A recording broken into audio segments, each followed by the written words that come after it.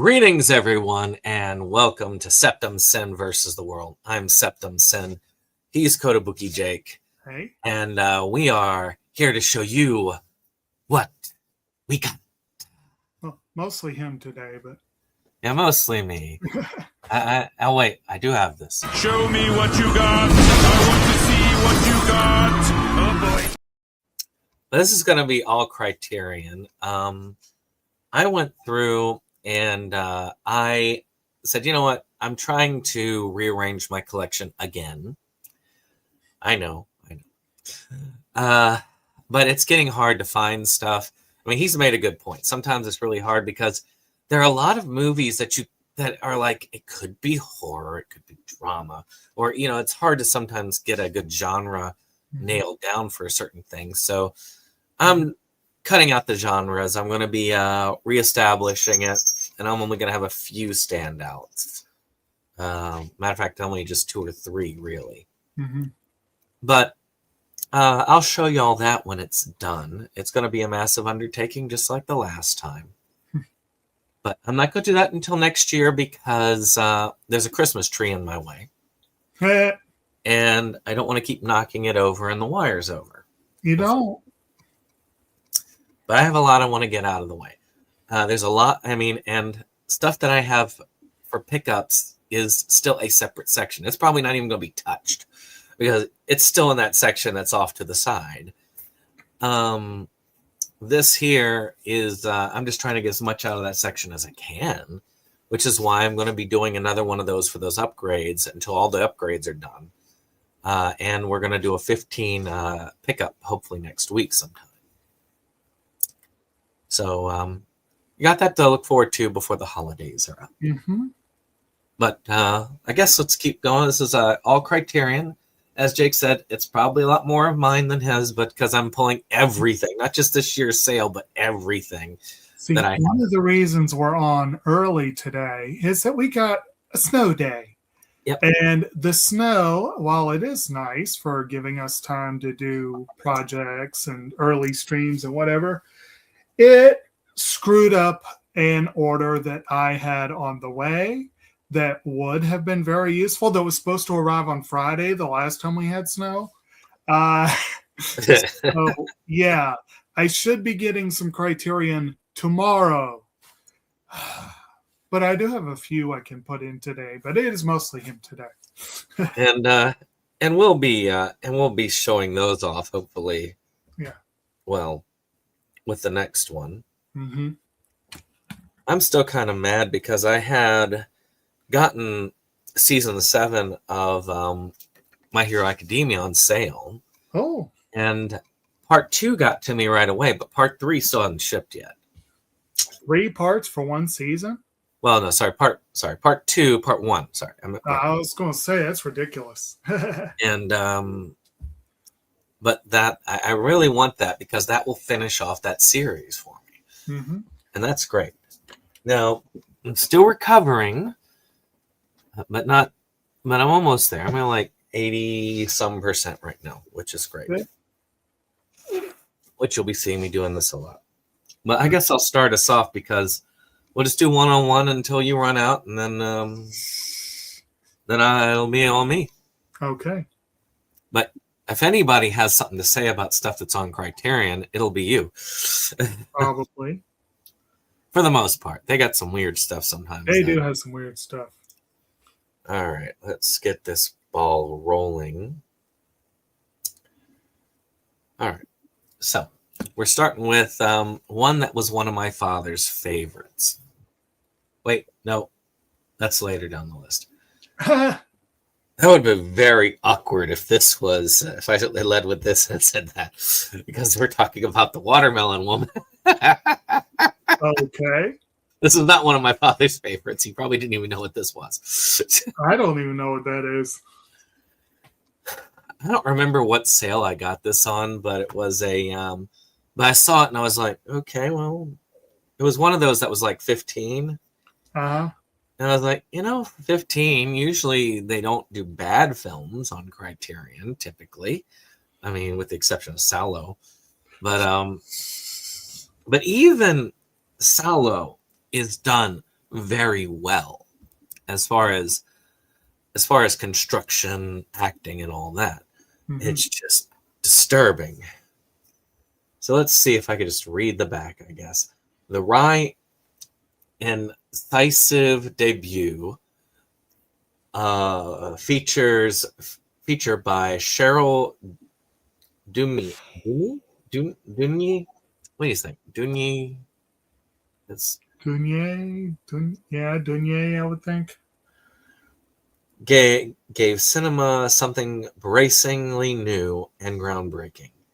A vibrant representation of Black lesbian identity by a Black lesbian filmmaker. She stars as Cheryl, a video store clerk and aspiring director whose interest in forgotten Black actress leads her to investigate an obscure 1930s performer known as the Watermelon Woman, whose story proves to have surprising resonances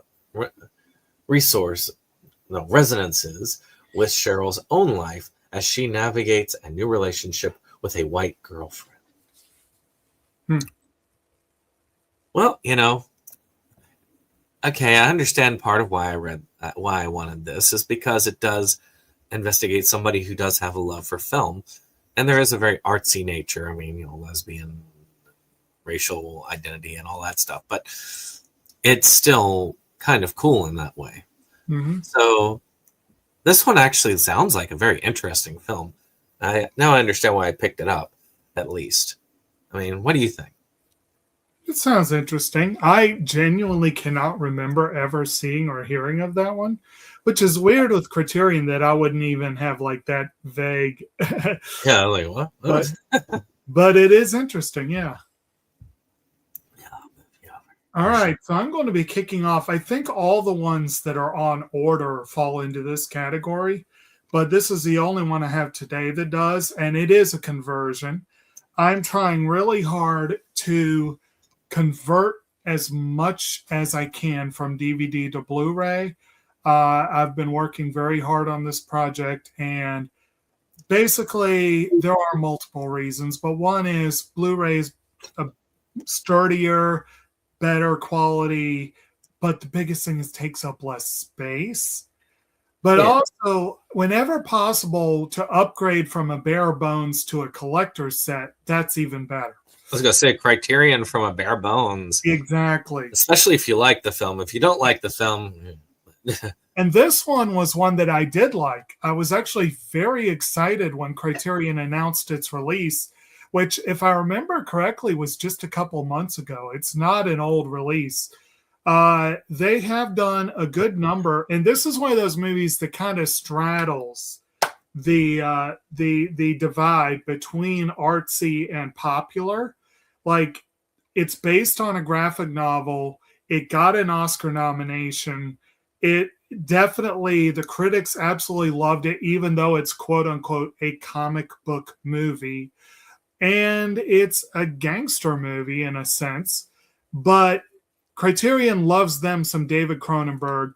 So it was a matter of time before they released A History of Violence. Ooh. Which this one, I had a pretty basic edition. So I'm very happy. If you look at this, there's some pretty good upgrades there. That's a lot of special features. And like I said, converting it from DVD to Blu-ray, it both saves space and it's a better quality. The basic gist of this one, I have not watched a lot of Cronenberg. He apparently really enjoys certain things that I don't. But I have... He loves body horror. Yes. And I need to see The Fly one day, but I'll be honest, I don't really want to. Ooh, that was hard to watch. And did you make me watch Videodrome? I cannot remember. I don't remember whether I had you watch it or not, but I can't. That one is disturbing on many levels. Yeah. But he did a pair of movies that were a little more mainstream in the aughts that both starred Viggo Mortensen. And I've already upgraded Eastern Promises, and I think I showed that upgrade off. But this one got a Criterion edition, and I was like, hell yeah. But like I said, it's based on a graphic novel about Mortensen plays a small town just a small town guy, just a regular guy. He's a husband, he's a father. I think his wife is played by Maria Bello, if I'm remembering correctly. And he works in a diner, and he is considered the town hero when he dispatches a would-be robber. Only it comes out that there was more to it than that. And if I remember correctly, I think William Hurt got an Oscar nod for a supporting actor for this role. I really thought he was a little overblown in terms of that being an Oscar role, but it was a good, solid performance. But Ed Harris and William Hurt play people from Mortenson's past, which is decidedly, well, he has a history of violence, if you will. It's a really good movie, very enjoyable. I was really excited when Criterion announced the release, so very happy to get that upgrade. Well, this next one is really one that a lot of people have on Criterion. It's an old stay. Mm-hmm. And apparently I've seen this, but I don't remember it watching it, but I guess I did. And that is Valerie. Oh, you know what? Okay. And The Week of Wonders. I've seen this on Criterion for ages. Mm-hmm. And see, a girl. Cover. What's that? Interesting cover. It is. I'm hitting all of these like women empowerment type ones early on. A girl on the verge of womanhood finds herself in a sensual fantasy land of vampires, witchcraft, and other threats in this eerie and mystical movie daydream. So I do remember watching this, but only vaguely. I must not have been paying a lot of attention. It must have just been on the background as I was doing something else. But still, it's a Czech film. And I would have gotten you. Actually, it wouldn't have been on the background if it's Czech. But I do remember sort of this. I need to watch it again. But saying I need to watch something again when I have so many other things to watch I haven't seen. Well, we'll see. Have you seen this one? I have not. I that one I've seen it on the shelf, but I have not seen it. Weird. Right. Now this one, honestly, I have at various points in time thought that I seen it. I thought I at least had it. When I added it to the cart, I thought it was an upgrade, but then I came to realize that no, I don't actually own this movie. Didn't. Now I do. I think this one's also a recent-ish Criterion release, but I don't remember for sure. You might remember. I don't know. It's a movie that did win an Oscar. Hello, Mike McNally. Thanks for joining us. This one, it won the Oscar, I believe, for Best Actress, and I think it was up for several others. And that is the William Wyler film starring Barbara Streisand, Funny Girl. Also co-stars Omar Sharif. Walter Pidgeon's in there, and you got some other folks. It's a musical about a... basically, she plays a Fanny Bryce, or Streisand plays Fanny Bryce, a singer comedian whose spirit and supernova talent propel her to fame in the Ziegfeld Follies, but whose devotion to an unreliable gambler, a charismatic Omar Sharif, brings drama and heartbreak. This apparently was the origin of the song Don't Rain on My Parade, which I'm sure we've all heard. It has a pretty good bit of bonus features there. It's a pretty nice addition. Like Zed, I thought it was an upgrade, but it turns out it wasn't. But this is a classic piece of movie history. I really don't think I have seen this on maybe bits and pieces over the years, but it's been on the radar for the longest time, and maybe now I'll finally get around to watching it. You know, what's weird is even though I've never seen it, I do have things to say about it.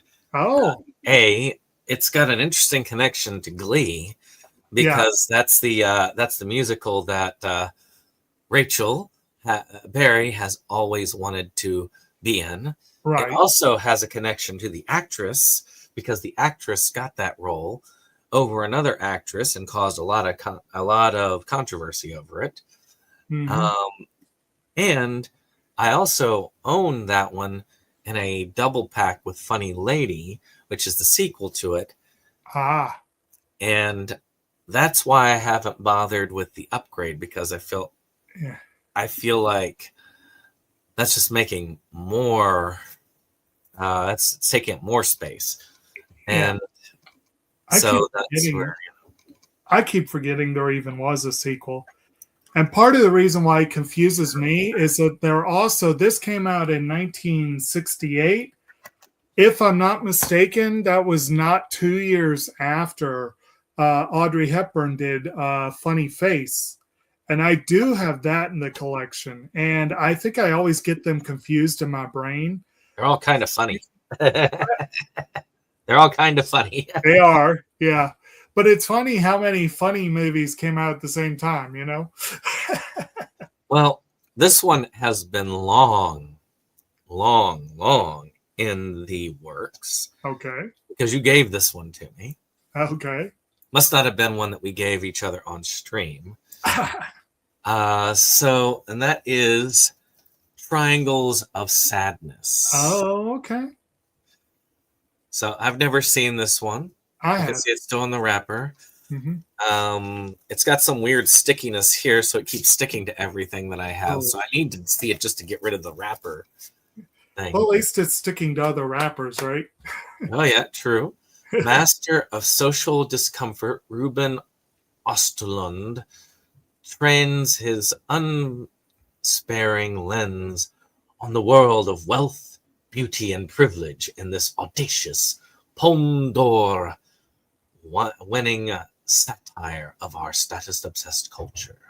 Mm-hmm. A model influencer couple get a ticket to the luxe life when they're invited aboard an all expense paid cruise alongside a coterie Coterie. of the rich and ghoulish. Sounds like society, Yeah. but probably less body horror. An act of fate turns their insta-perfect world upside down, pushing each provocative set piece to its outer extreme. Östlund maps the shifting social hierarchies with the irreverence of a modern-day Louis Buñuel and the incisiveness of a cinematic anthropologist. Mm-hmm. It's 2022, huh? So fairly recent film. It is very recent, yeah. Looks like something I would enjoy watching over time. I think so. I actually thoroughly enjoyed that one. I did not. Osterland also did The Square, and I found that one a little overhyped and overrated. He's similar in a lot of ways to Yorgos Lanthimos, but not quite as weird. But if I remember correctly, the movie features Woody Harrelson as the ship's captain. But I think you and Kim would probably enjoy that because it's about a cruise. Well, it's initially about a cruise. I think that might hit a little close, but yeah. Well, yeah. And I apologize if I trip up a little bit more in my readings than normal. It's why I haven't been filming any scenes for DV7 lately is because I have this sinus thing that keeps going to where after I talk a little bit, then it's just something locks up between here and here. And then I don't like that for a bit until I can get it cleared out. Hoping it clears out soon. Okay. All right. So my last one actually is, like I said, I didn't have a lot today, but that's all right. This is one that I know is brand new because it is brand new. This is the first and so far only release of this film, which only came out last year. And in fact, it was last year's winner for the Oscar for animated feature. And that is the film by Gintz Zibalodis, Flow. Ooh. Which, for a brand new release, there's a pretty decent number of special features on there. A thrilling tale of friendship and survival that took indie animation to ecstatic new heights of ambition and imagination. This Academy Award-winning international sensation follows a courageous cat after his home is devastated by a great flood. As the cat teams up with a capybara, a lemur, a bird, and a dog to navigate a boat in search of dry land, the crew must rely on trust, bravery, and their wits to survive the perils of a newly aquatic planet. So it's like Madagascar meets Waterworld, I guess. I have heard nothing but good things about this. I was somewhat pleased and surprised that it won the Oscar. Rare that an indie film does. Of all things. And you said we were talking before we started about how because wasn't this a Netflix release? I don't remember. I think it was, but I think we were talking about how Netflix buying up everything will be the end of physical media. I hope that's not the case. I hope they fail in their bid to buy Warner's, to be honest. Even though I'm pissed off at HBO and I'd rather anyone else own it. Well, Paramount, I don't know, because they're the likely ones. If Netflix fails, Paramount's getting it. Right, and that would be even worse. I would still be staying far away from HBO. But Netflix at least is licensing some of their films to Criterion, which is nice. This one, I was not surprised it got a Criterion release, but I was because this is only, I think, the third animated feature they've ever released. Like, they just put out Wes Anderson's Isle of Dogs in conjunction with the Wes Anderson collection. They had already done The Fantastic Mr. Fox, and they did the children's classic Watership Down. Everyone loved watching that as a kid. And they did WALL-E, which I'm still shocked Disney let them borrow WALL-E. But other than that, they mostly stay away from animation. So good on them for doing this. And I really do want to see this. I look forward to it. It'll be fun. Talk for a moment because I need to pull some real quick. Okay. Well, and we have done Criterion films in the past. Check them out if you haven't already, where we talk about movies that really need a Criterion release. And absolutely, they need to do more animation. It makes sense that Disney, Studio Ghibli, Toei, some of these firms, it makes sense that it would be hard to release those films because they're little bitches about the rights for those movies. But where is our Satoshi Kon collection? Where is our We need the Satoshi Kon collection.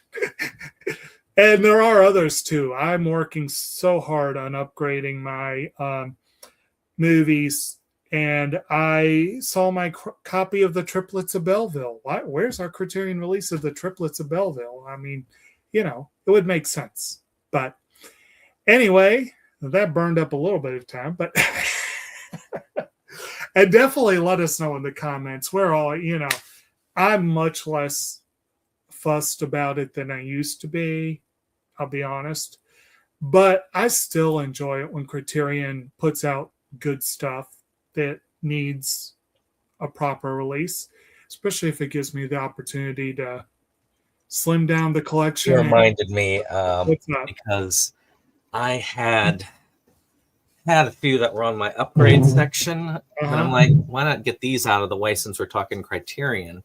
Might as well. And even if they're upgrades, at least they can just be all filed in the Criterion because they're all going to go in the same section when I'm done. Right. So yeah, you might as well. And I think I turned the sound off of my. Yeah. I did. Incidentally, though, when I went to place this order, I was going to get that Anderson collection. It's already out of stock. Wow.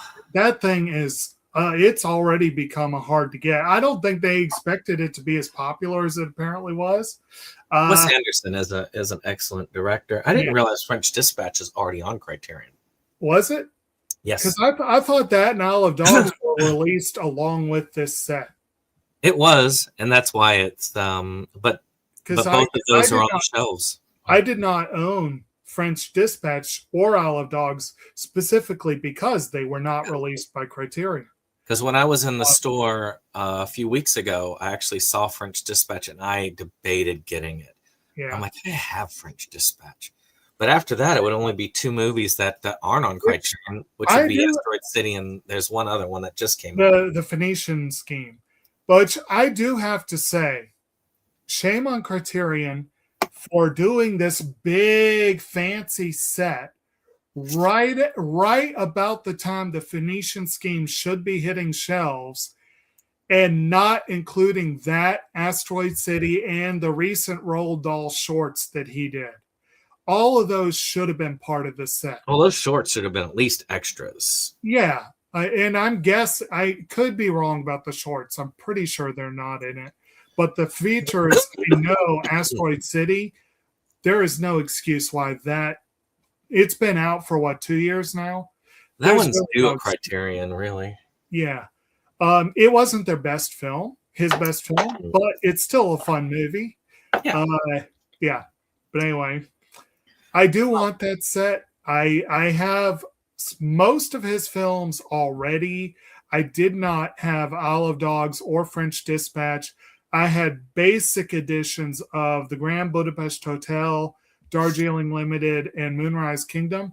All the others I already have on Criterion, but they're DVDs. So it's like this would be a way to upgrade all of them in one fell swoop. I wanted to do it, and even at half off, it's $250. I decided not to just because before talking in the pickup, at least, I only have 2 of his movies that are not on Criterion Blu-ray. Yeah, so that's less reason to do it. Yeah, French Dispatches and Asteroid City are also. Asteroid City is also one I only have on regular, but again, I don't think there is a Criterion release yet. And that's the thing is I'd have to wait on that. Yeah. But I think I'm just going to wait on the Venetian one until it comes out on Criterion. You know it's going to. Oh yeah.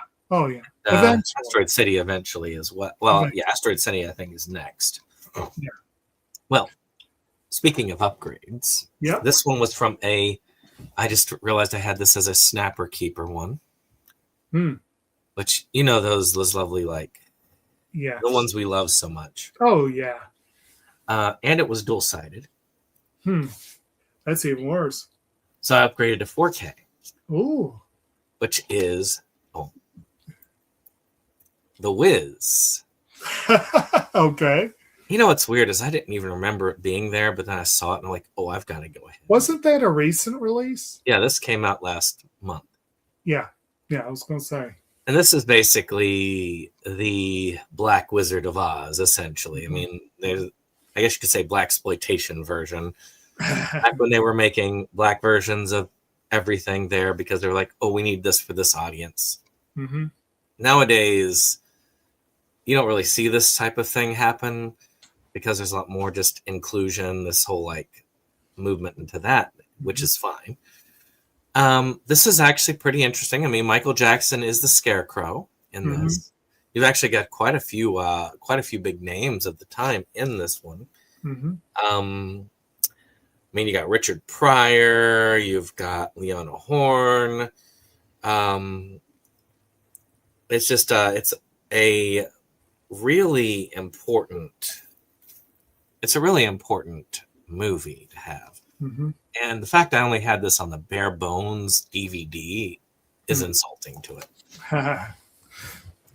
So I'm kind of glad to do this. I'm going backwards alphabet wise, and I'm probably going to pull from some of these upgrades until I've caught back up to the alphabet where I'm at. But this one's there, and you're done with yours, right? Yeah. If by some miracle that package arrives while we're going, then I'll grab some more. But All right. I've actually got two little piles going here, watched and unwatched. Hmm. The next one is I've been trying to get. Gilliam is another one that that Criterion really likes. yeah. And I've been trying to upgrade his stuff. Mhm. I think I showed Baron Munchausen off on the stream for upgrades. Well, I've also got Time Bandits. Ah, okay. I loved this film when I was a kid. Hmm. I did. And I have not seen the upgraded Blu-ray version of this. I'm not going to lie. I have not. But I'm hoping to see this in the near future again. I just need an excuse. So maybe I should just bring it up for Inside Movies Galore or something, because that's my way of saying, man, I really want to see this film. All right, I'll put it up for Inside Movies. I do that sometimes, yeah. So, and I want to see how they did, because they did a great job upgrading the visuals on Adventures of Baron Munchausen, which, by the way, I saw again because I put it up for Inside Movies Galore. Right. But so I am looking forward to this. It's weird. It's about this kid, and these little people end up breaking into his house, and they realize that they're basically using this blueprint of all the mistakes God made when making the world to be criminals and rob all of the most famous people in time. And it's Time Bandits. And it is the very characteristic weirdness of Terry Gilliam at work here. And the evil character in this, they does a great job. Wonderful performances. I mean, I think Warwick Davis is in this. You've got John Cleese. You got a lot of Monty Python fame people. Oh yeah. Isn't Sean Connery in that one? Yes. Yeah. So, 1981, I was 2 when this came out. And isn't Michael Palin like the central guy? I think he. It's been a while since I've seen that one. I am not sure. Let's see here. Let's see. I know Palin's in it. Oh, yeah. Well, I mean, the main character is, of course, the kid, played by Craig Warnock. Well, he's not a kid anymore. Right. Considering as I was 2 when this came out, I imagine he's a bit older than me right now. Let's see. We, of course, have Warwick Davis, Ralph Richardson, Ian Holm, Sean Connery, David Warner, and Michael Palin, who also appears in this film, as they put it. So, some pretty cool stuff. I do like this one a lot. I think we're overdue for a Gilliam collection as well. We are. Even if they only collected some of the stuff they haven't done yet, like the Zero Theorem and Toddland and The Man Who Killed Don Quixote, and and then they'll need to. But alternately, I want to see The Man Who Killed Don Quixote and Lost in La Mancha as a twofer. I really want to. And I've tried to get all of his films that have been upgraded, including my least favorite, which is Jabberwocky. And Thailand actually does have an Arrow release, so that's something. And so does 12 Monkeys, which I think I Yes. have that version. Yeah. Which I think I showed off on my upgrade stream. Right. I could be wrong. There's still a couple of DVDs in this, but a DVD Criterion is actually better than typical DVD because they still do the 4K scans for them. This one I bought purely because of the name. And at the time, it was only available on DVD. And that is Symbiocytotoxoplasm. Okay. 2 Takes by William Greaves. Which I think is like that way. Yeah. That is quite a name. I bought it just for the name. Say that 3 times fast. It is one-of-a-kind fiction documentary hybrid. That name, Take One. Director William Greaves presides over beleaguered film crew in New York's Central Park, leaving them to try to figure out what kind of movie they're making. A couple enacts a breakup scenario over and over. A documentary film crew filming the crew.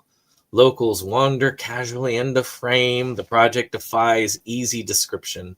Yet this wildly innovative 60s counterculture landmark remains one of the most tightly focused and insightful movies ever made about making movies. Well, yeah, it sounds interesting. Certainly is odd. Yeah. So, and odd has always been my thing, so I guess that works well for me.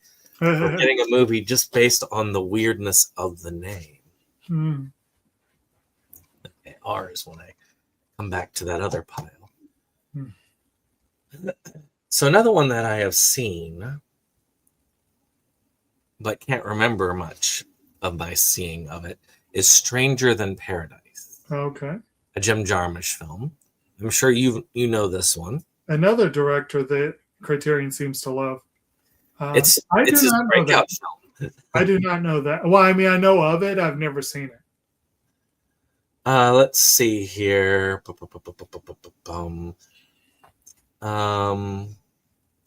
Jarmusch follows rootless Hungarian immigrant Willie, his pal Eddie, and his visiting 16-year-old cousin, Eva, as they drift from New York's Lower East Side to the snowy expanse of Lake Erie and the drab beaches of Florida, always managing to make the least of wherever they end up. That doesn't sound good. Structured as a series of master shot vignettes etched in black and white, the cinematographer Tom DeCilio, Stranger Than Paradise, is a nonchalant masterpiece of deadpan comedy and perfectly calibrated minimalism. Well, it definitely wasn't memorable because I don't remember much of it. I do kind of remember a little bit of it, but I wonder if I'm mixing it up with Love Ludo or something like that, because that's another one, or The King of Marvin Gardens, or there's so many of these that kind of have a similar, or King of Staten Island is another one. Well, and you mentioned earlier about using the movie group as an excuse to watch your movies. I did that recently with a Jim Jarmusch film. We did our discussion of The Dead Don't Die, which is probably one of his more playful films, you might say. So that was kind of fun. But I want Criterion to do that one. So we were talking about movies that we wonder about whether they're, when they're on streaming only for so long. Oh, which, by the way, I found out that that Coda is being released. Finally. Woo! Yay! I think it is Criterion too. So that'll be something for the next sale. Is that going to be their March release? Because I think it is, because I was looking it up. I can't remember what Coda's physical release is going to be in. I do know February release, they're going to have The Man Who Wasn't There, so that's kind of cool. Oh, it's just going to be a regular release. Huh. Oh, it's a regular release. Yeah. Criterion has not announced March yet, but February we've got releases of Network and The Man Who Wasn't There, so I'm excited about those. Yep, Coda is just a regular release. Okay. Which is interesting because it was an Apple Plus one, and Apple tends to be just there, but I have it on my wish list. The movie's like 3 years old now, so it's a good movie though. Very good. Was it Best Picture winner? Was it a Best Picture winner? Yes, it won Best Picture, which really pissed me off that an Apple Plus movie won Best Picture. Yeah, because I was like, ah. Speaking of Oscar-winning films that are amazing, that I didn't think we're going to get a physical release. Sound of Metal.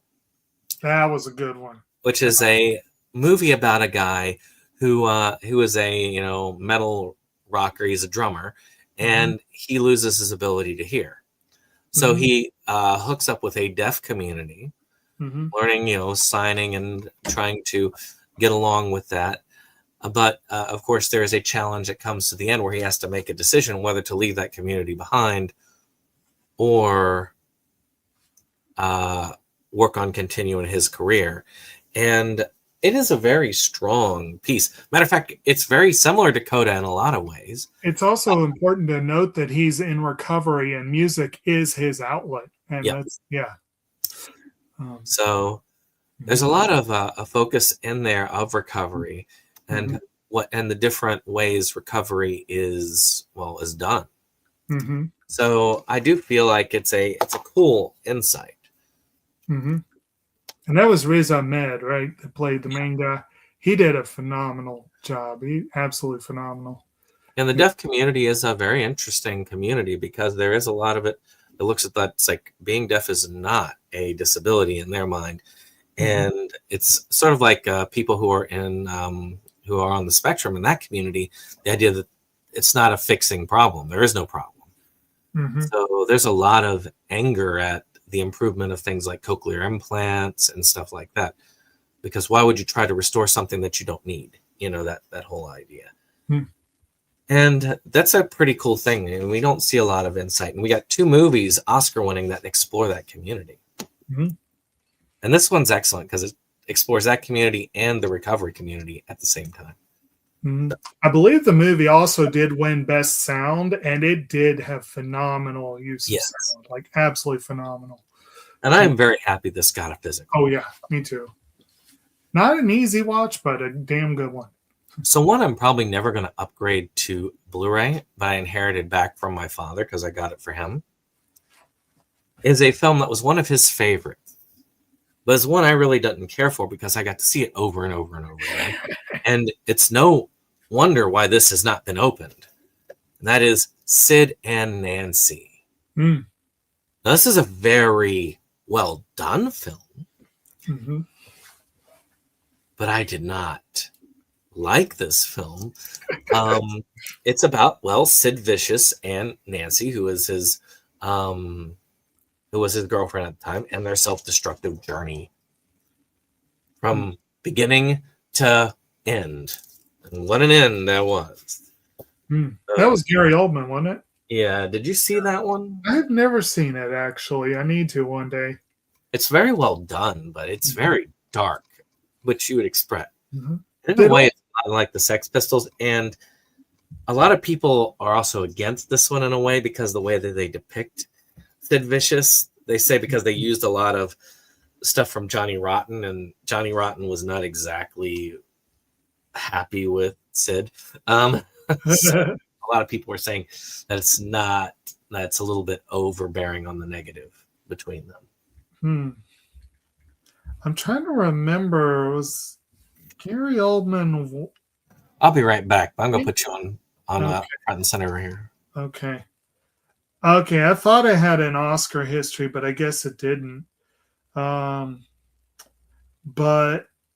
he did win a couple of awards for that one. And that's a different Peter Frampton. Very different Peter Frampton, I guess. Anyway, yeah, I need to see that one of these days. One day. We got a couple of hard rock and music ones going in a row there, huh? Well, he done run off and left. There we go. Sorry, when you have to go, you gotta go. Yeah, and there's a lot of Oscar stuff here. There's a lot of artsy stuff here, and you got to keep in mind if you've been watching our channel for a long time. You know that we used to be big into the Oscars before the disillusionment came. It happened right around the time. I mean, I was playing with it a little bit. I mean, Jake knows that. I've always been a little bit iffy about my love for the Oscars, and the pandemic kind of just near ended it for me. I had 1 year where I think I finished. I went out on top because I had 1 year where I watched every single piece, including the shorts. Yeah, I never quite got that close, but I got close. We used to make a game of it, you know. We Yeah. would Right. watch every film that we could. We would do our ratings together, see who got the closest of our predictions. We'd have a nice little Oscar party. And it was a magical event. It's just the magic has gone out of it. It's just it's been replaced with cynicism. And Well, there's a lot of things going on. One being that I'm having some general overall issues with the film industry, but there's also the whole idea that, yeah, there have been some things that have blunted the positive impact, I guess you might say. But one of the big things we were just talking about with all these streaming films, there's so many freaking streaming films now that if you don't have all the platforms, you won't see all the contenders. Yeah. And it's some stupid ass bullshit. It's like, it's one thing to expect people to either be able to get to the movies or to check it out on DVD or Blu-ray or whatever the case may be. But to expect them to also be plugged into Netflix and Apple Plus and HBO and Prime and Disney and Hulu, and that's bullshit. Complete bullshit. And I'm like, you just can't keep up with it all. So it's like, yeah, I'm gotten to a point where I don't even care anymore. But the good thing about the Oscars, which I will still say is still a good thing, kind of like Criterion, it's a good guideline. They do miss a lot of deserving films. In fact, too many. They have missed some really freaking deserving films. But 9 times out of 10, if a movie has an Oscar nomination, it's worth a watch. 9 times out of 10. Whether it's more worth a watch than 10 films that got snubbed, that's debatable. But so it's a good guideline, you know. Like, I expect Flow to be a good movie, you know. But every now and then, though, they'll do one that's like, really? Why the hell did this not? If it wins over the political influence, then I always know that it has to be a good film. If it can beat Disney in the animated category, it has to be really good. Not necessarily. Especially if it's not like Aardman or, you know, because there are some political, because a lot of it is largely political. Well, yeah. But again, Happy Feet won. And not to say Happy Feet's a bad movie, but that was not a win on quality. That was them trying to throw a bone to, well, the animation category is notoriously, yeah, it's an iffy thing. It's people's stupid prejudice against animation even plays out at the Oscars. But yeah. So this next one is really the poster child for artsy. Yeah. Which I got originally because it was a poster child for artsy. And this is an upgrade. Actually, not only as an upgrade, but it is allowing me to thin, because I had 2 of these on Criterion DVD. Each had their individual DVD releases, and they were bare bones. The first one wasn't as bare bones on its shorts. I mean, the shorts on its stuff, but the second one was.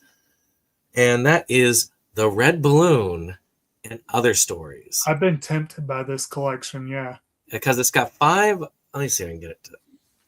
There we go. Yeah. I mean, it's got 5 short films by this director, and one of them is White Mane, which it's what? White Mane. Okay. Which was the other one I had. This on Blu-ray, which is an upgrade from the DVD I had. Right. Then also has Bim the Little Donkey, Stowaway in the Sky, and Circus Angel. So I'm getting 3 more of these artsy short films that I haven't seen. And despite my dislike for the artsy pretentiousness, which is usually goes along with it, I used to make the joke when we were doing this a while back, is like, if it doesn't have pretentiousness, it can't have art value. Right. But I was surprised by how much I actually liked The Red Balloon. It's a fun movie. It is. Or short film anyway, but yeah. And I And have Blake that on wasn't DVD. I have that on DVD, so I need to get that set for the same reasons you said. The red balloon will be the dead balloon. This will be a good time for that clip. let's see, do I Foreign have film, it the loaded up? evening is saved. I don't. The only one I have loaded up is this one. It stinks. Yes, we have him going to the Red Balloon too. A foreign film, the evening is saved. I like French films, pretentious foreign French. Yeah. You know, the critic, we should do a critic discussion. That would be a good one for our animation month. You know, like maybe when we finish Adventure Time, we can do the critic. Let's see. Because, that one to me, it is somewhat timeless in a lot of ways. Right. There we go. A foreign film. Oh, the evening is saved. I like French films, pretentious, boring French films. I like French films. 3 tickets, s'il vous plaît. Ow. And it turns out to be some sort of like horrible action thriller based on Die Hard. Yes. But I had not foreseen that. that's the one that needs a re-release because it's it's got an old DVD release and it is a good series. Yeah. And I do feel like the internet kind of killed that by adding too much of the everybody's a critic now. Yeah. It used to be that, I mean, we looked at Siskel and Ebert. We were talking, me and my wife were talking about Silent Night, Deadly Night, and how it was one of the first times you had a killer Santa Claus, which is now flooded the market.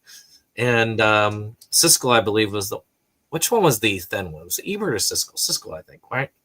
Yes. He was talking about how this is a destruction of the industry and how it is corrupting it all by having Santa Claus be a killer.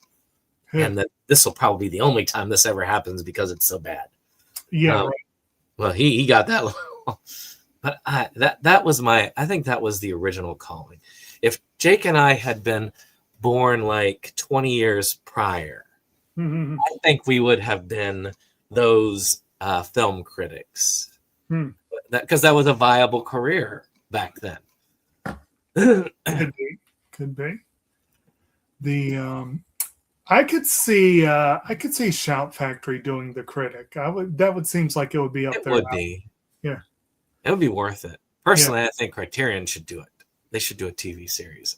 They should do more TV. They don't do a lot. So another one, this one's Oscar bait. I don't think it won. Did it win any Oscars? Well, you'll be able to tell me. And that is Adam Sandler's film Punch Drunk Love. No, I believe that one was snubbed outright. Yeah. Which is sad because this really was Oscar bait. Everything here was Oscar bait. Well, it's Paul Thomas Anderson. All his movies are Oscar bait. And it shows that Adam Sandler, yes, can act when he wants to. And he can do good when he wants to. I've had the DVD version for the longest time. You know the one. If you're a collector, you know the one. Yes.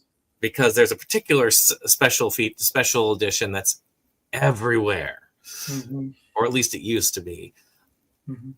But, I even picture it in my mind. I mean, come on, you probably know what it looks like just by me talking about it. The DVD release, they did that special edition. It's probably the one I just upgraded. Yeah. So, it's been a while. It needed to be upgraded because it is a great film. It should be preserved. So for those who don't know, let's see here. Chaos lurks in every corner of this giddy off-kilter foray into romantic comedy by Paul Thomas Anderson. Struggling to cope with his erratic temper, novelty toilet plunger salesman Barry Egan spends his days collecting frequent flyer mile coupons and dodging the insults of his 7 sisters. The promise of a new life emerges when Barry inevitably attracts the affection of a mysterious woman named Lena.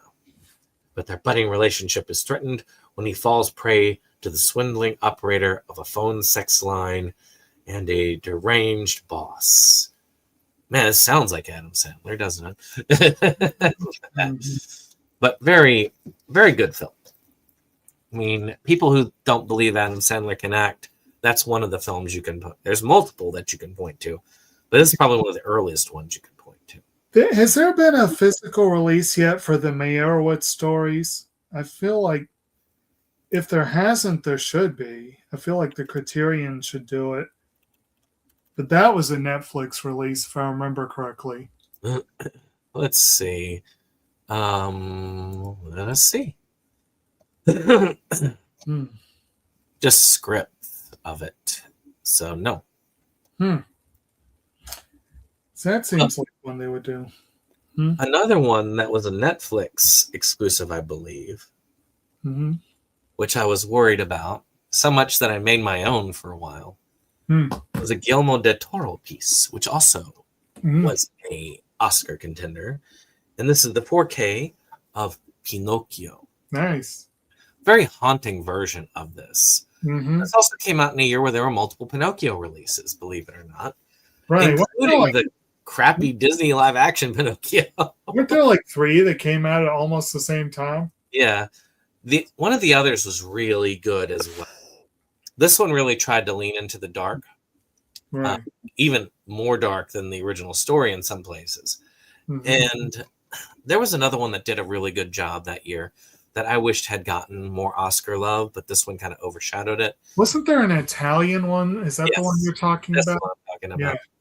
And then there was the Disney one, which I never watched, but had Tom Hanks in it. And I've heard it's probably one of Tom Hanks's laziest performances ever. Oh, okay. He was Geppetto. Yeah. I've heard a lot of bad things. Now, if you are one of those people who says that you believe that the Disney live actions are superior in all ways to the originals and they're great, there are a few of you out there, I know. Matter of fact, I was actually talking to somebody online who was of that persuasion. I think this is one that's proof of that not being. A mixed bag. Some of them are lazy cash grabs, and some of them are actually really good. Yeah. But this is not a lazy cash grab. No. This actually is very well done.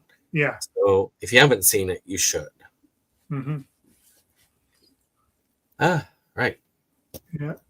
Now it's funny that you hit Adam Sandler and Del Toro in a row, right? Because they're unfortunately 2 of the movies that I really, really, really, really, really want to have on Criterion. But I went ahead and bought them on Blu-ray, and so now there's less reason to upgrade. Yeah. Is Adam Sandler's Uncut Gems and Del Toro's The Shape of Water. And it's like, it seems like a shame to since they're already on Blu-ray, but I'd love to upgrade eventually. Yeah. I mean, I've never really bothered with Shape of Water on my upgrade. Yeah. But I did upgrade when they did that trilogy. I only had Chronos on Criterion though at the time. And actually, and the other one was on let's see, was that one? I had a Blu-ray of Pan's Labyrinth, but it wasn't Criterion. And I had a DVD of the other one. What was the other one? I think The Devil's Backbone. Yeah. I think I had all 3 on DVD, but that was a set that was worth getting. That was a good upgrade. Yeah. Now, one I've never seen, but I've decided to go ahead and get because I need to have more John Waters in the collection. Yeah. And that is Pink Flamingo. Ah. It's a pretty cool cover. I like the cover. Yeah. Come on now. I keep running into the microphone. Let me raise it up a little bit higher. All right. Let's see again. Oh, it had it. But I like the cover here. Does have Divine in it. I think it was. Yeah. I think there were in a few of Divine. One of the ones Divine is known for, as a matter of fact. Yeah. And John Waters is an interesting director. And one I need to see more of his films. He's like Baltimore's answer to Woody Allen in some ways. So, I'm not sure much about this, so let me read this. John Waters made, now this is bad for reading because it's really hard to read off the back of this weird bag print. John Waters made Bad Taste, Perversely Transcendental, with the forever shocking counterculture sensation Pink Flamingo, his most infamous and daring endeavor. Let's see here. Auteur diva divine is iconic as a wanted criminal. I'm just going to take my glasses off for this because it's not that I can't read it from that. It's just, it's very hard to see the print. I don't know if you can check it out, but I mean, look at how. Yeah. I mean, you almost have to get right up there. She's a wanted criminal hiding out with her famous family of degenerates in a trailer outside of Baltimore, while reveling in her tabloid notoriety as the filthiest person alive, when a pair of sociopaths with a habit of kidnapping women in order to impregnate them attempt to challenge her title. Divine resolved to show them that the world of true meaning of the word filth, incest, cannibalism, shrimping, and film history's most legendary gross-out ending, Waters and his merry band of dreamlanders leave no taboo unsmashed in this gleefully subversive ode to outsiderhood, in which camp spectacle and pitch-black satire are wielded in an all-out assault on respectability. Good times. Doesn't make me want to watch it anymore, but I will eventually. I've seen a smattering of his films. I've never seen that one, but John Waters' films are interesting. So one film that I had on Criterion, and there are a few Criterion that have been out of print, and I had it on this out of print DVD for the longest time, and they finally did a re-release of it and put it back in print on Blu-ray, so I upgraded. I don't know, you might have gotten the original DVD of this. I might have given that to you, and that is Peeping Tom. Did I give you the original? I think I got it when it came out. I'm pretty sure I bought a copy. I gave it to somebody because it was valuable, but it's one I wanted to make sure people had in their collection. Mm-hmm. Now, because this one has a lot of importance to it. Mm-hmm. It is... now, people look at the proto-slashers, which happened before the traditional slashers. The very first traditional slasher film that follows the formula completely is Black Christmas, the original, not any of the remakes, of course. And then, of course, the most famous in Halloween, and then so on. Mm-hmm. Peeping Tom is one of two films that... oddly enough, both of them by British directors that were the templates of the original slasher. There are a few of them, actually. And one of these days I'll have to do like a feature about the proto-slashers and how they got to where slashers came. This one and Psycho were kind of dueling it out, but most people went with Psycho as their mainstay to base a lot of slashers on. There are others. Don't a lot of people also put Bay of Blood and a couple others in there? I was going to say, yeah, there are others as well. But those two are the main two. And there was a divergence, and eventually people went more towards the Psycho wing. Now, this is about this person who kills people, and he's got this camera, and he films their death. He has like this drill on the end, and he kills the people as he's filming them. Oof. I put this up for Inside Movies Galore, so most everybody, I think Jake has seen it because of that. Yeah. And then I was too sick, or something happened. I don't remember what. I think it was 2023 when that happened, and that was a terrible year for me. But it was a good film, and I'm glad that it got discussed. Eventually, I would like to try it again and be there for the discussion. I haven't even been able to watch this edition, but I mean, 1960... very good as a slasher film. You can see where they took a lot of elements to the modern slashers of today. Didn't Criterion re-release it like right after you put it up for discussion or something like that? It's like, I can't remember. It was really close. I got a re-release not long after that. Let me see what year they have on it. 2024. Yeah. So yeah, I feel like we covered it, and then a couple months or a month later, we heard the announcement. Oh, this is coming out. And now I know why I wasn't there for the discussion. Yes, bad times in my life. Worst times for other people in my life, but bad time in my life there. So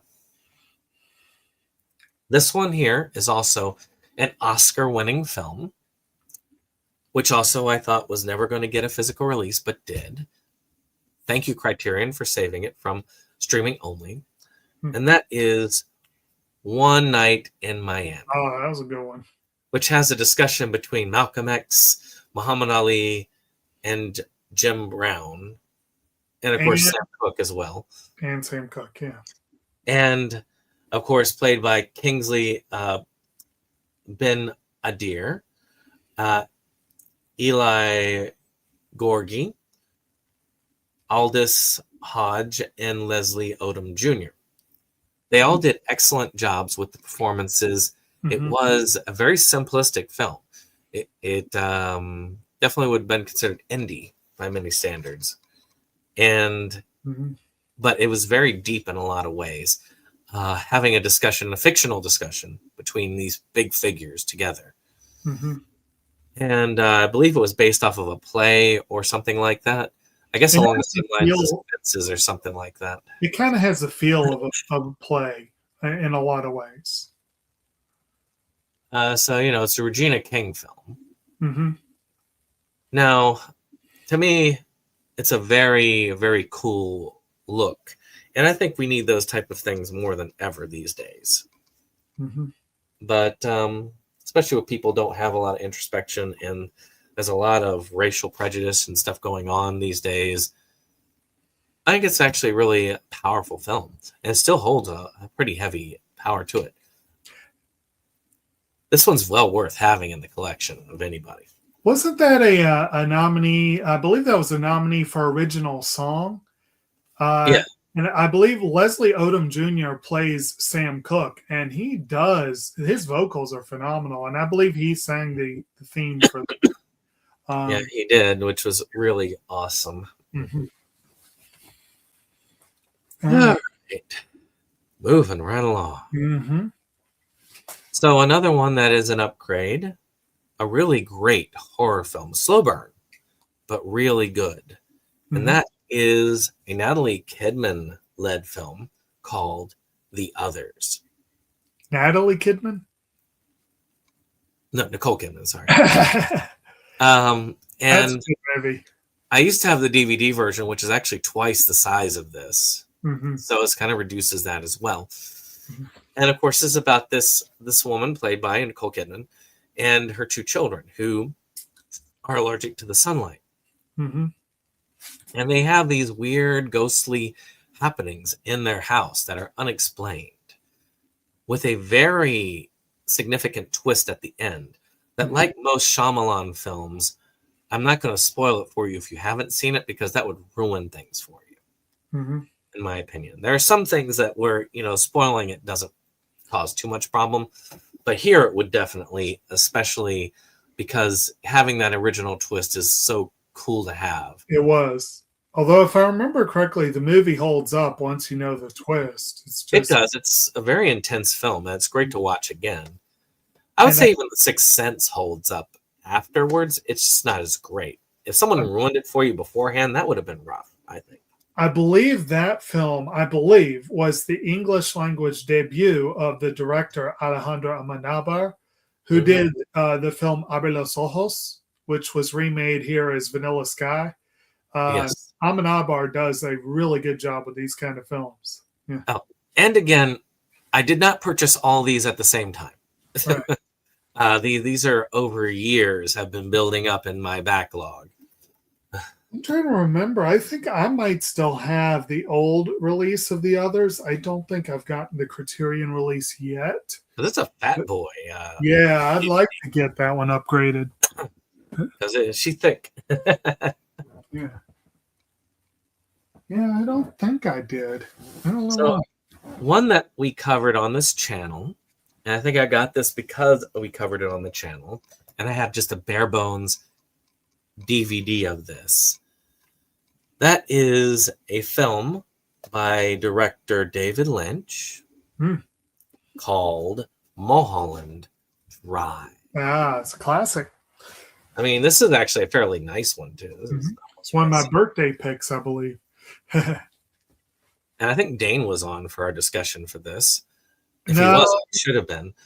He should have been, but that was, like I said, that was one of my birthday picks either this year or last year. And Dane hasn't done an episode for a while, but we were hoping he'd be on. This one is an odd one. I can't really describe it, but it involves a murder, a key, a blue key, if I remember correctly. Yeah. And a lot of weirdness, which I guess you would have for David Lynch. This is one you really need to watch multiple times to truly get. And there are a lot of hidden meanings in there. This one also has a twist, but it's much less clear cut. Yeah. So I can't really explain it as much as I would like to. You just really have to watch it to understand it. And even then, I can't guarantee you understand it. That's one where it's good to have a guide alongside to help. And that's one of the ones that had a fascinating history because originally Lynch was approached to create another television series because Twin Peaks was very popular in certain circles. So he filmed a pilot that never aired. So he went back and recut it and shot new scenes and turned it into a movie that has become one of the most acclaimed movies of the past 25 years. You know what's sad is I skipped a letter, but only two. Not two letters, but the original version of Nightmare Alley. Oh. Which is about somebody who killed somebody and hides out in a carnival. Del Toro did a remake of this. This one I have seen this one, and it has a happier ending, if you can call it happier. There are a lot of differences between the two, but they're both very good. They're both very intense. This one does not have the artistic pull that the remake had. I do have the remake, but it's not on Criterion. I need to get that one. This one's Power on Power, right? Yeah, this one is, by the way, a very well done film in its own right. I would say this one is on par, at least, with the Del Toro. It's Del Toro, right? Del Toro did the remake, yeah. Yep. I do think that the Del Toro one is a bit better with the risks it takes, but you also got to keep in mind this one was made 1947. Yeah. And that is when the censor power of Hollywood was at its highest level. From the early 40s to, I want to say, the early 60s, Hollywood censored everything. It played it super safe. Which is sad, really. Right. Then there's one I need to see, which you might have seen, which is the 1955 film Night and Fog. I don't think I've seen that. Surprising. But then again, I think that's something that all of us, I've said this before. We need to do a month where it's like films that we should have seen. Yeah. Because every single one of us, I think Dave was like this, like there's no film that we could find that he hasn't seen, that we would be surprised that he hasn't seen it. But I'm sorry, there's all of us have that. Haven't we had a few of those on the channel? Yeah, I was thinking. We've been like, you've never seen this? Because that's the thing, we're film collectors. We got such huge film things. We watch films a lot. And then I'm sure you've had that before where people are like, you haven't seen this? Oh, I have that all the time. Of course, I say that a lot more, but and that's the thing. But all of us have different things that we tend to gravitate to. And there's one thing about film. It's a massive endeavor. You can't watch all of it in your lifetime. Well, we were talking earlier about trying to be fully prepped for Oscar season. That's a massive undertaking on a year-to-year basis. I'm glad I don't do that anymore. Yeah. So let's see. 10 years after the liberation of the Nazi concentration camps, filmmaker Elaine, this is another one, is like brown print on brown background. Rizne documented the abandoned grounds of Auschwitz and Majdanek in Night and Fog, one of the first cinematic reflections on the Holocaust. Well, I now know why it's on Criterion. I'm surprised it didn't have an Oscar, but it's one that you hear the name. And I'll say this: I've been around film enough to know all of the greats, at least in passing. I'll hear the name and go, "Okay, yeah." I think we both have that. I know you've heard of Night and Fall. Oh yeah, I've heard of it. So it's one definitely that needs to be seen. I mean, 1955, Auschwitz and all those things have definitely looked very different now than they did back then. Mm-hmm. So I would be very curious about this one. Mm-hmm. All right, back to here. So, oh wait, nope.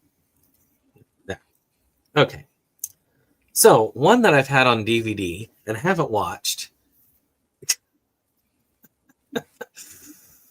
but it was a bare bones one, and I was like, I don't know if I like it or not. But it was an Oscar winner. I got it because it was an Oscar winner. Mm-hmm. And it stars Nicolas Cage and let's see, and Cher. Oh, That yeah. probably already nails it for you right there. Yep. That is the film Moonstruck. It's a fun movie. That's probably one of those films that I could say that somebody might say, "What? You haven't seen this?" And Yeah. I'm like, "Yeah, I haven't seen this." I've only seen it once. But I had it on a bare bones DVD, and Right. eventually I decided, you know what, okay, fine, I'll upgrade it because it's got some importance. I probably should see it first before I upgrade, but you know what? Now I don't have to see it at all. It'll just sit there, unseen for the rest of time until it comes up on Inside Movies Galore.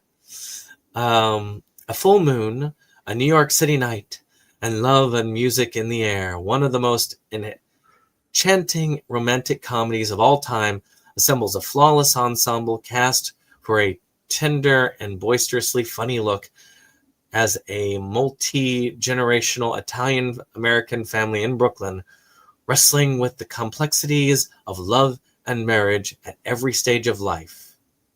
At the center of it all is a radiant Cher as Loretta, an unlucky in-love bookkeeper whose feelings about her engagement to a staid Johnny, played by Danny Aiello, are thrown into question as she meets his hot-blooded brother, Ronnie, played by Nicolas Cage.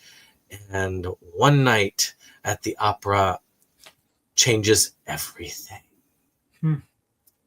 So, I mean, Cher was definitely in her prime in 87. Mm-hmm. So, definitely worth checking out. And it's on my list, but it's a long list. It's a very long list. I'm sure you know. I'm sure you know about the list, Jake. Yeah. I'm sure you have a list. Oh, and yeah. It's probably a long list as well. I'm still waiting for Criterion to release Nick Cage's other film from 87, Raising Arizona. But it is supposedly a really good film, so Yeah. I do need to see it. Let's see here. Night and Fog, so that goes there.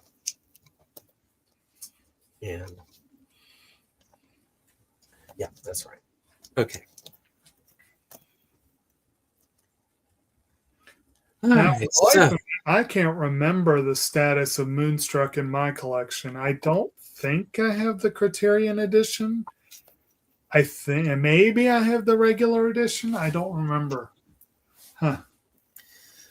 Well, another one that maybe I should have seen, but I don't remember seeing, but it's 2022 film, which is Moon Age Daydream. Ah, I got it on 4K even. is that a Ooh, 22 tiny. film or a 22 release? Nope, 22 film. Huh, You're probably thinking of the other David Bowie film. maybe. An ecstatic voyage through the creative and spiritual universe of David Bowie. Moon Age Daydream is a fittingly unclassified tribute to the shape-shifting rock iconoclast and his singular sound and vision. exploring the conventions of music, documentary director Brett McGregor remixes dazzling, never-before-seen footage of the artist throughout his career. So this is I'm pretty sure this is a post-death documentary, essentially. So, well, yeah. Makes sense. Because Bowie died in what, like 2019, something like that? Because he died before the pandemic, but not very far before the pandemic. And wasn't it like the same weekend Alan Rickman died? Yeah, that was a bad year. But they're all bad years for them dying like that. Right. But one I need to see. Mm-hmm. Because I have seen the David Bowie film that you're probably thinking of that he actually was in. And it was weird, but it was supposed to be. But it was kind of boring as well. So, and that one's old because he's been in a few movies. He's been here and there. So another one by Andrei Tarkovsky. I'm not sure why I've got this, but maybe you can enlighten me because my memory is poor. 1975 film called Mirror. Okay. Big boy. That is. A subtly ravishing passage through the halls of time and memory. Andrei Tarkovsky's sublime reflection on 20th century Russian history is as much a poem composed in images or a hypnagogic hallucination as it is a work of cinema. I swear, even the backs are pretentious with Criterion. What's the length on that? 106 minutes. Oh, I thought it would be longer. Yeah, this the reflections of a dying poet as his life flashes through his eyes. Black and white. Well, Yeah. I don't know why I got this. I really don't. Maybe I was just like, sometimes with Criterion sales, I used to randomly grab stuff. Yeah. There was a reason. You may watch it and go, damn, I like that. You never know. I mean, obviously, they didn't know which way to put the sticker because the sticker's on backwards, upside down. So, I don't know. Maybe there's got to be a reason for having this. I just don't remember why. Yeah. I mean, it's been a while since I picked it up. This thing came out in 2021, so. Now, one I do know, which was an Oscar nominee in a documentary, which was a Hulu exclusive, and only came out on DVD, was Minding the Gap, which is kind of an interesting documentary. That's on Blu-ray. Is it? I can only find it on DVD. I have it on Blu-ray. Which is fine. I mean, I don't need it upgraded to Blu-ray as... Like I say, Criterion is one of those few. If I have it on DVD, usually they do a good enough job of the work on it that I'm okay with keeping it, especially for a documentary. Now, this one's loose in the box, which I will not keep because Blu-ray, we talked about sturdiness. Yeah. Blu-ray can handle being loose in the box. Yeah. DVD cannot. Yeah. You got to mind that gap. Yep. No damage to the naked eye, anyway.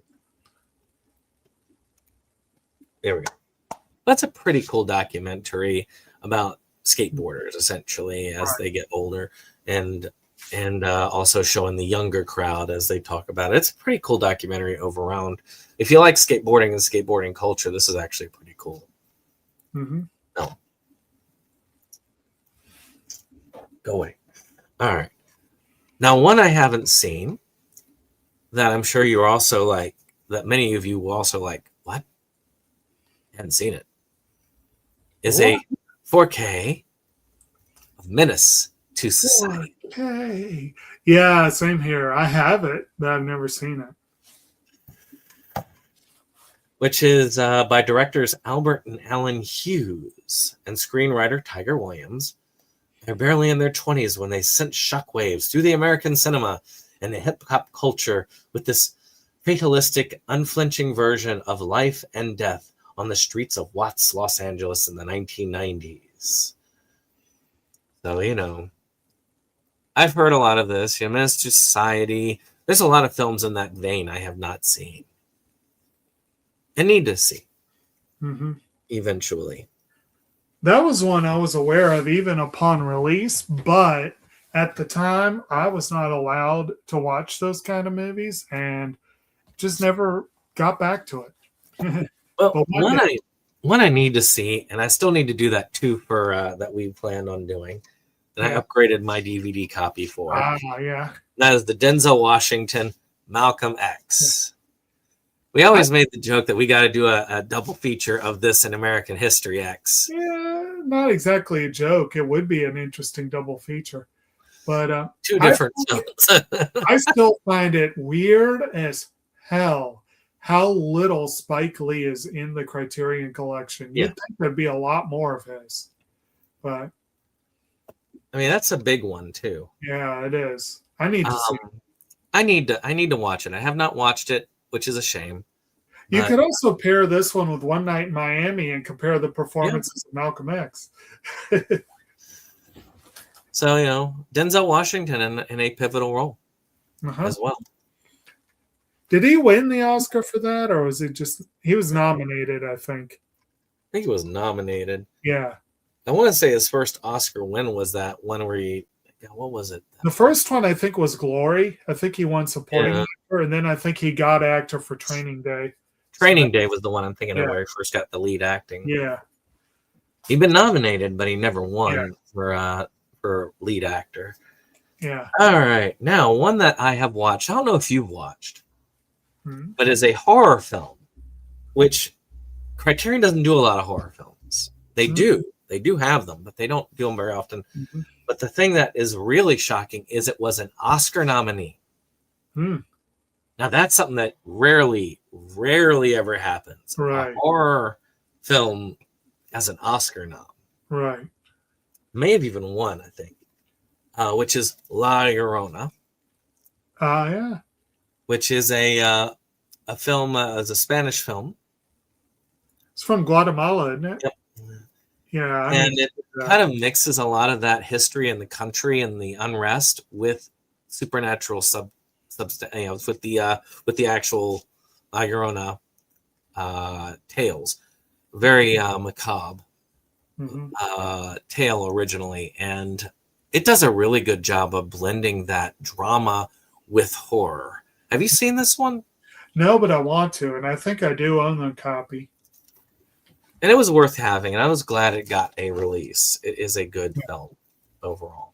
Wasn't that one that was the only American release? Like, I can't remember if it was a streaming film, but I feel like that was the first American release. Yeah, I think it was. Yeah. Let me put this here because this way I will forget otherwise. All right, good. Because I've only got one left on the conversion one. The rest of these are, just there. But all right. One I'm going to be quick about, which is one I should see but haven't seen, but still one in my collection for some reason, is La Bamba. La Bamba. Yeah. I know that. That's the only reason I know it. 1987 film, a brief incandescent life of rock and roll trailblazer Richie Valens and is immortalized in this enthralling biopic from another Mexican icon, Luis Valdez. I've heard a lot of good things about this film. Yeah. And to know that not just the song, but that the film existed shows some stuff. So it's a good reason for having it as a documentary. Never seen that one myself. All right. Here's one I picked up this year because I like Richard Pryor and I want to try and get a lot of his stuff. So JoJo Dancer got a 4K release there. It's a Richard Pryor film.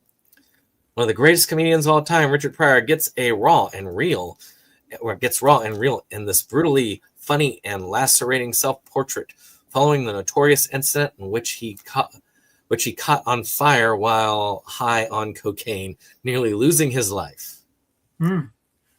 Pryor exercised his inner demons by writing, producing, directing, and starring in this dizzyingly dizzying Hall of Mirrors biopic and backstage drama.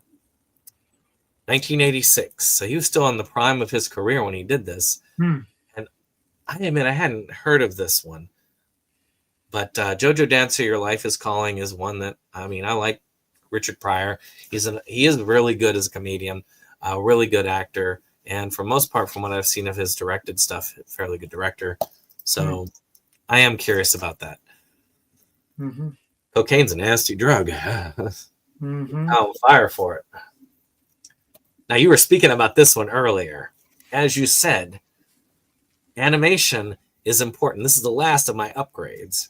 And that is the Wes Anderson film Isle of Dogs. Nice. I had debated on this. And I said, I can't just go from Blu-ray to Blu-ray. So I went ahead and I got the 4K. Okay. This is about this kid who kind of gets lost, and he gets on this Isle of Dogs, and the dogs kind of help him out.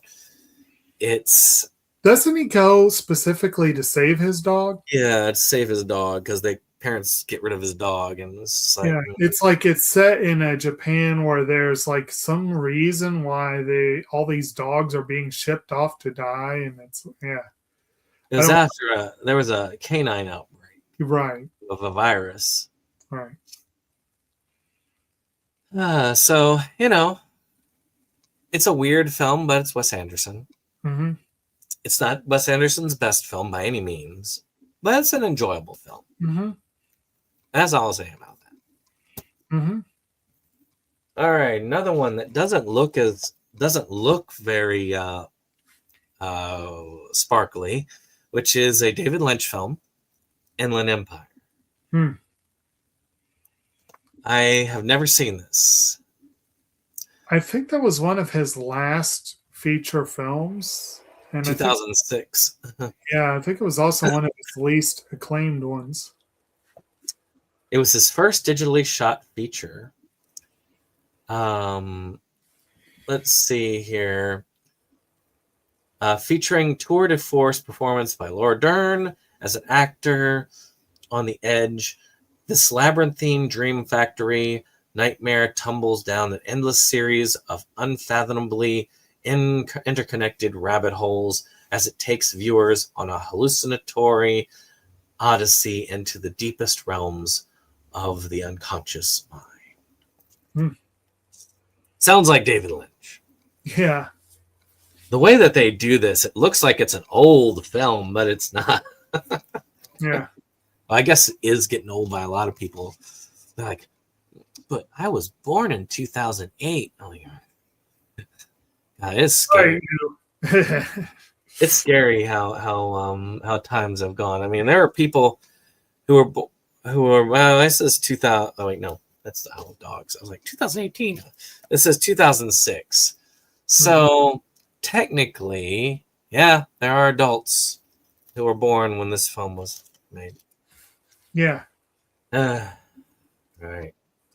One that I've been meaning to see, and one that I really wanted. I don't remember what year I got this. Is a 1957 film, The Incredible Shrinking Man. I've seen pieces of this, but I've never seen the whole thing. It's about this guy who ends up getting hit with the science experiment where he ends up getting smaller and smaller, and is one of the first films to really play with this idea of this. You are in this miniature state in this giant world with these giant sets. And a lot of it was related to how cool the actual production was and all of that. Home Alone, eat your heart out. One I got this year because I always looked at this and say, I probably have this. And I passed it by. This year I looked at it and I double checked it. I triple checked. Like, I know I have this. And then I'm like, well, I'm going to pick it up because it says I don't have this on the app I have. And then I'm going to find out I have it after all. And then I realized, no, I don't. And that is Alfred Hitchcock's Foreign Correspondence. I don't know why. I kept thinking, I've got almost all of Hitchcock. I must have this. No, I don't. In 1940, Alfred Hitchcock made an official transition from British film to Hollywood. And it was quite a year. His first two American movies, Rebecca and Forrest Correspondent, were both nominated for the Best Picture Oscar. Though Rebecca prevailed, Foreign Correspondent is a more quintessential Hitch film. A full-throttle espionage thriller starring Joel McCrea as a Green Yank reporter sent to Europe to get the scoop on an imminent war. Its wall-to-wall, witty repartee, head-spinning plot twists, brilliantly mounted suspense set pieces, and astonishing special effects. 1940. So this would have been during the war itself. So I guess this probably would be talking about the impending war, so to speak. Right. Have you seen this? I have not. I have a copy, but I have not seen it. Probably this copy, I would say. Well, not that exact copy, but that edition, yes. Yeah, I stole it from you. Was that copy? I will be right back. Well, since Jake is getting right back, I will talk about this because he already got this up, so I don't have to talk about this much, and that is Flow. I mean, go back to the beginning when Jake talked about it, because it's all there. It's all true. I wanted to see this. It's very rare I see an Oscar nominee these days that I want to see, and it made me curious that this actually won the animated feature. And for an indie animation to win animated feature, it takes a lot, because better films have lost because of the political power of the mouse or Aardman or some of the bigger powerhouse animation studios. So for this to go and to pull a win was actually a unique thing. And, you know, I like films about cats. So, hey. Who wouldn't? Cats are awesome. And speaking of John Waters' film that we hit and Divine, we have Female Trouble, which is 1974. Glamour has never been more grotesque than in Female Trouble, which injects the Hollywood melodrama with anarchic decadence. Divine director John Waters' larger-than-life muse engulfs the screen with a charisma as Dawn Davenport, the living embodiment of the film's lurid mantra, crime is beauty. It progresses from teenage nightmare bell-bent on getting cha-cha heels for Christmas to femme monster whose egomaniacal impulses land her in the electric chair. So, yeah, very interesting. Yeah, never seen that one either. I don't know if I've seen any John Waters films. I know that I've seen Crybaby, Pecker. Okay, I have seen Crybaby. I've seen Cecil B. Demented. I feel like there's one or two others. There are some films that came out as soon as I knew they were coming out, I wanted. Mm-hmm. This is one of those, which is a documentary film called Dick Johnson is Dead. Yes. This is about a psychiatrist and his daughter, and he got an Alzheimer's diagnosis. Mm-hmm. And essentially, she wanted to film his funeral while he could still remember it, essentially. And this was, and you get to see his decline as it goes from the beginning towards. And I really did like this. This was a very heartfelt film. Wasn't that a Netflix film? I think so. Well, it was one that was streaming only for the longest. Yeah. time. And I was very happy to see it. Yeah, I really liked it. I was sad it didn't win the Oscar, but it did get the nomination, and it was really good. Mm-hmm. If you haven't watched it, you should. It's a very, very great one, especially if you've known somebody who's had Alzheimer's and all. Right. Another film I should have seen by now, by director Billy Wilder. That's Double Indemnity. Yeah. That's a good one. I think Woody Allen said it was the best American film ever made, for what that's worth. 1944 film. Has dialogue ever been more perfectly hard-boiled? Has a femme fatale ever been as deliciously wicked as Barbara Stanwyck? And has 1940s Los Angeles ever looked so seductively sordid? Working with co-writer Raymond Chandler, director Billy Wilder launched himself into Hollywood A-list with an epitome of film noir fatalism from James M. Cain's pulp novel. When slick salesman Walter Neff walks into a swank home of a dissatisfied housewife, he intends to sell insurance, but he winds up becoming entangled with her far more sinister way. I have never seen this. I know I should have seen it. It's a good movie. Yeah, I enjoyed it. I know I got that because it was important in some way. You're hitting all these movies that I've twice in the past week, I've gone through my DVD boxes trying with a fine-tooth comb to find the things that are duplicates, the things that I can convert, whatever. And that's part of the Criterion items I'm waiting on. Were the direct result of that.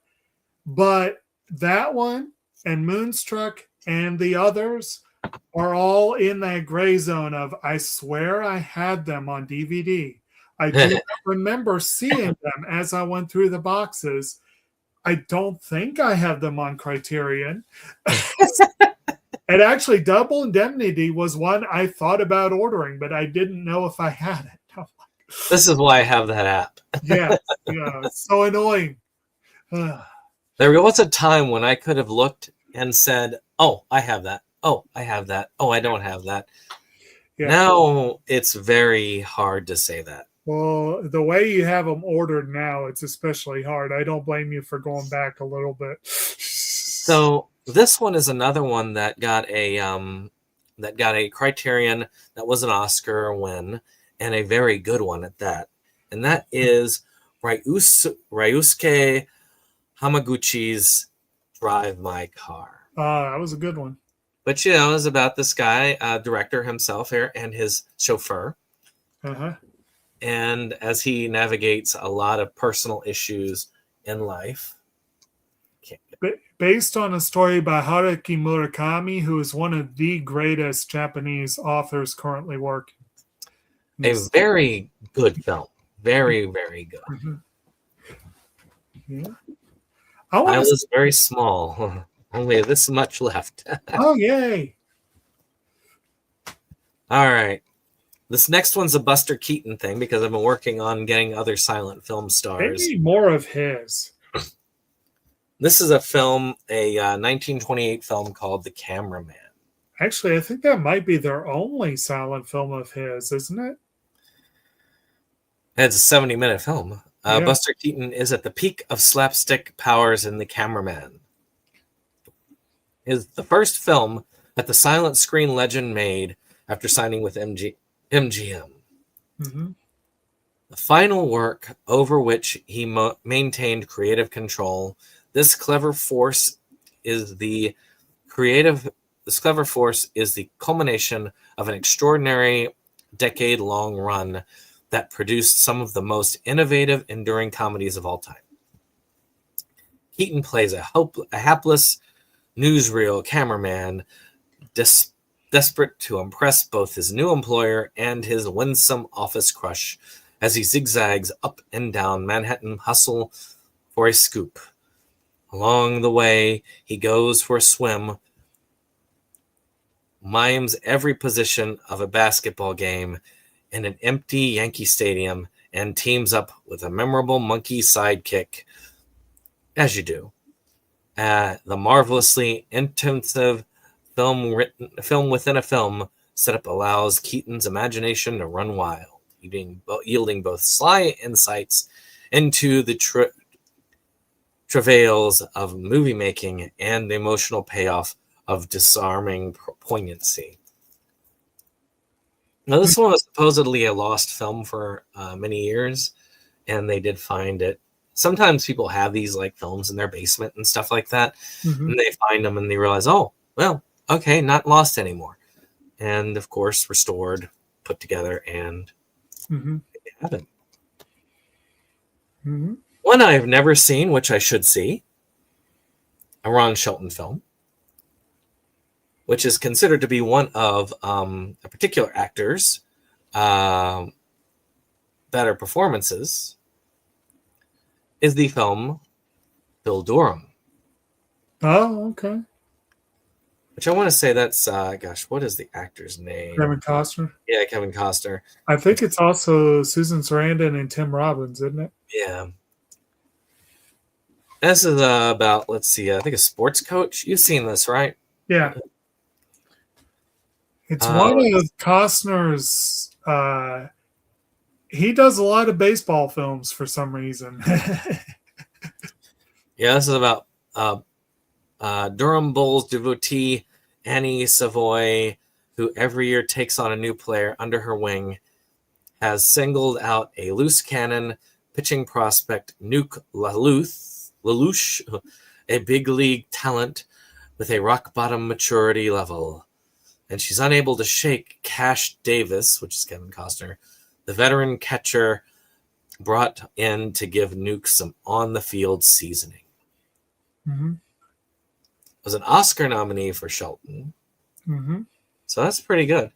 I think it's the movie that introduced Sarandon and Robbins to each other, and they became quite the pair there for a while. Now, I'm a big Frank Capra fan. I've got a big collection of his. Mm-hmm. This is not in that collection. And that is the Criterion of Arsenic and Old Lace with Cary Grant. It's a classic. It is a classic. So much of a classic that back in the day, I used to do something with some of my friends in high school.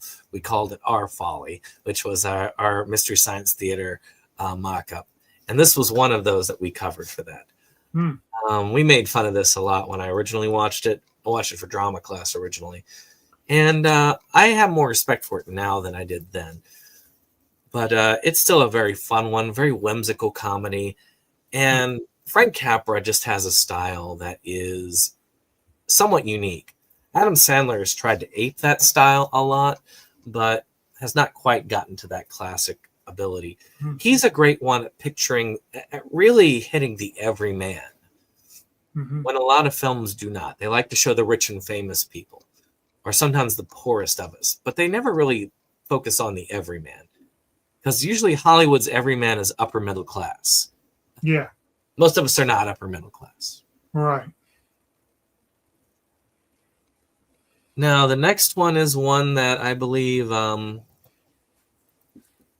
have seen, I have not, which is a film by Justine Triet, a recent film called Anatomy of a Fall, which I believe is the tracking of another Alzheimer's one, I believe.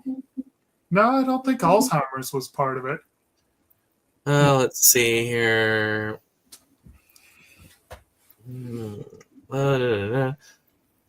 Basically, this woman's husband dies under mysterious circumstances. Yeah, put on trial. You're right. Yeah, I thought it was maybe it was a different one I'm thinking of. Yeah. There's so many of these things out there. It's a good movie. It was overrated, I thought, but it was a good movie. Now, there's a Sidney Poitier film I have on here. Oh. Which is another one I should have seen, but I haven't. And that is A Raisin in the Sun. Yeah, I don't think I've seen that one, actually. But heard of it, no doubt. Right. I think we've all heard of this one, at least at one point. Didn't that one get a remake starring Diddy? It did. That probably hasn't aged as well as the Poitier one. This was actually based off of a play by a black woman. Was the first play by a woman of color to be featured on Broadway. This came to the big screen, directed by Daniel Petrie. The original stars, including Sidney Poitier and Ruby Dee, reprised their roles as members of an African-American family living in a cramped Chicago apartment in the deeply resonant tale of dreams deferred. I mean, again, important. Right. Definitely. I sometimes forget Ruby Dee's been doing movies that long. She's been around. So this next one is a film that bears no real introduction, even though I'm giving one. That I've rarely seen a film cited by both the left and the right as a reflection of the times under different candidates. This time it's the left's turn to say that this is the times we're living in, and the right's turn to say this is nothing like the times we're living in. We're freer than ever. And that is the film 1984. Oh, no, definitely about modern times. I mean, yeah. And of course, during the time of like 21 to under Biden, it was the right's turn to say we are under this time. Yeah, they were full of shit. So, and this is the 1984 version of 1984. There is an older version of this, of a novel. I want to say is an Isaac Asimov novel. No, it's Orwell. Orwell. Yeah, George Orwell. Novel about a dystopic future where everybody is monitored by everything.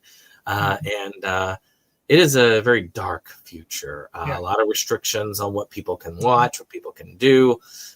Very hard film to watch. Very hard book to read.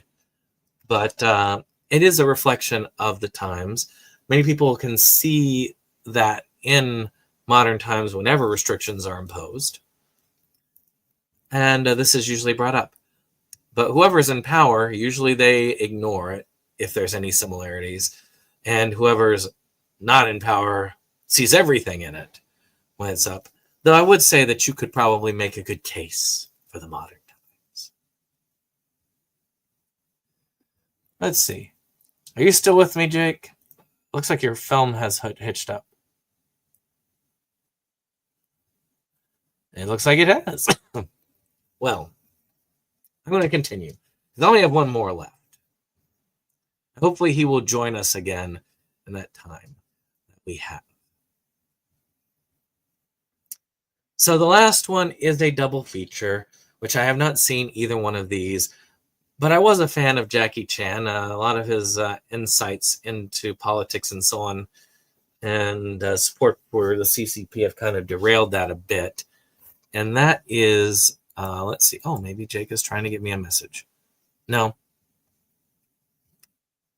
No. It's just saying that I've got people who are liking my link. All right. Well, I'm just going to go ahead and do this before I end this, because I'm sure internet has been off and on badly these days. And that is the Jackie Chan collection for Police Story and Police Story 2.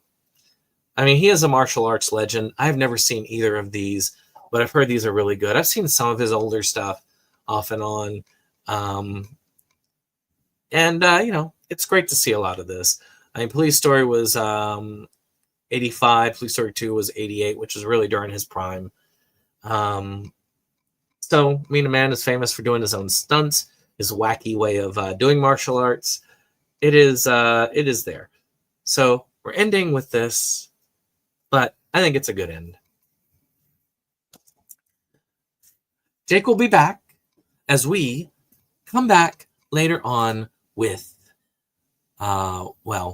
we talk about the film Dear Santa on Inside Movies Galore. So check us out then. Otherwise, we'll see you on the next one. Join us Thursday when we talk about Silent Night, Bloody Night 2. God help us. Good night.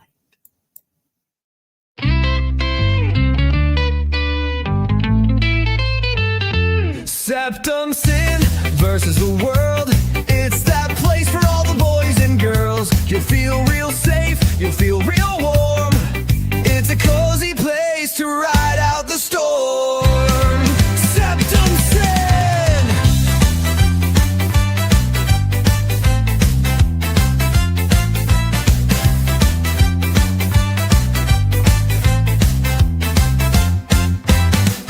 SeptumSin and his best boy Jake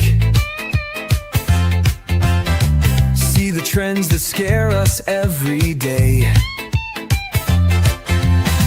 Physical media is going to the side. Doctor streaming will rule the world in time. SeptumSin versus the world.